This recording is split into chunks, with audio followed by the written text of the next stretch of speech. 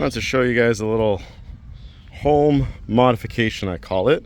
So I got a 99 LS 400. Had to strip out the interior.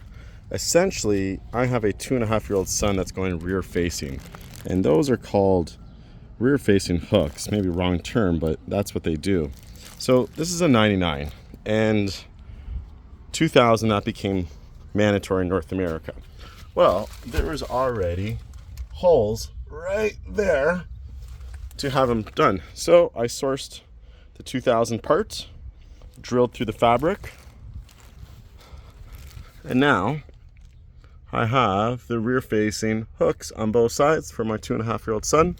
So we are now able to continue to go to Cars and Coffees and enjoy him in the vehicle, all safe. This is my 99 LS 400, going for the VIP look. Hope this tip helped. Here's the part number if there's any dads out there that need to do what I just did. Have a great day.